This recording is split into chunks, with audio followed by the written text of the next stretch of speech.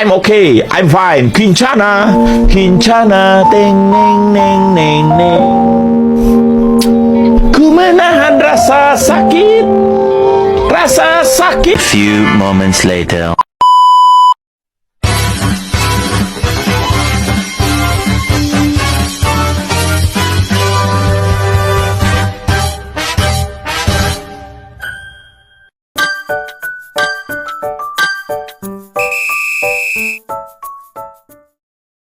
A few moments later.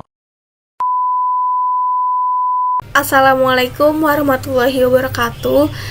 Saya Saramoti Andini dari S1 Gizi. Di sini saya akan memaparkan materi public speaking yang bertema mengungkap realitas stunting, tantangan dan solusi untuk generasi sehat.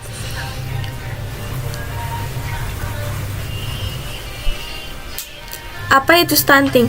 Stunting adalah kondisi gagal tumbuh pada anak balita akibat dari kekurangan gizi kronis sehingga anak terlalu pendek untuk usianya. Kekurangan gizi terjadi sejak bayi dalam kandungan dan pada masa awal setelah anak lahir. Tetapi stunting baru nampak setelah anak berusia 2 tahun. Balita pendek, stunting ditandai dengan kondisi fisik panjang badan atau tinggi badan anak lebih pendek dari anak normal seusianya. Penyebab stunting di sini ada 4. Yang pertama, kekurangan gizi. Asupan nutrisi yang tidak mencakupi, terutama pada bagian periode 1000 hari pertama kehidupan, mulai dari kehamilan hingga 2 tahun pertama, dapat menyebabkan stunting. Penyebab yang kedua, adanya infeksi kronis. Infeksi yang berkepanjangan, terutama pada saluran pencernaan, dapat mengganggu penyerapan nutrisi dan pertumbuhan anak. Untuk penyebab yang ketiga, adanya sanitasi buruk.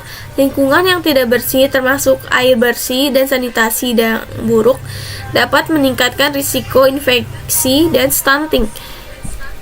Penyebab yang terakhir, adanya faktor ekonomi. Ketidakmampuan keluarga untuk memenuhi kebutuhan gizi anak karena keterbatasan ekonomi juga dapat menjadi penyebab stunting. Selanjutnya, adanya penyebab masalah gizi saling berkaitan antara satu dan lainnya. Penyebab yang pertama, rendahnya akses terhadap makanan dari segi dan kualitas gizi. Yang penyebab kedua, pola asuh yang kurang baik, terutama pada perilaku dan praktik pemberian makan bayi dan anak. Yang ketiga, penyebabnya rendahnya akses terhadap pelayanan kesehatan, termasuk akses sanitasi dan air bersih. Akar dari permasalahan penyebab di atas, salah satunya yaitu termasuk politik, sosial dan budaya, pemberdayaan perempuan, degradasi lingkungan. Kontribusi intervensi perbaikan gizi terbagi menjadi 2 golongan. Golongan yang pertama, intervensi gizi spesifik, upaya untuk mencegah dan mengurangi gangguan secara langsung. Kegiatan ini pada umumnya dilakukan oleh sektor kesehatan. Kegiatan antara lain seperti imunisasi, PMT ibu hamil dan balita, monitoring pertumbuhan balita di posyandu. Untuk sasarannya khusus kelompok 1000 HPK, ibu hamil, ibu menyusui, dan anak usia 0 sampai 23 bulan. Untuk nilai kontribusinya mencapai di angka 30%. Untuk golongan intervensi gizi sensitif, upaya untuk mencegah dan mengurangi gangguan secara tidak langsung. Berbagai kegiatan pembangunan pada umumnya non-kesehatan.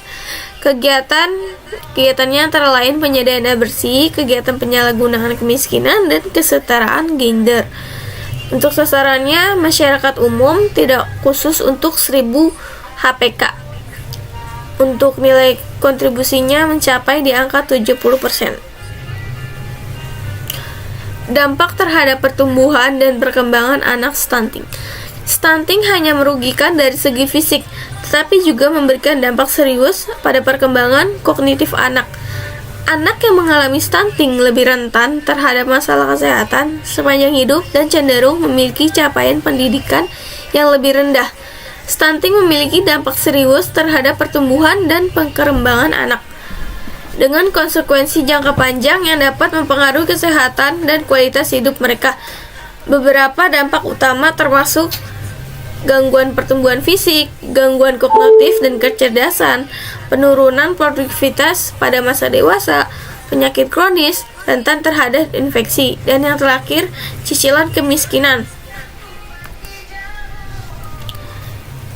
Sekian materi presentasi yang saya paparkan untuk tema yang saya paparkan barusan.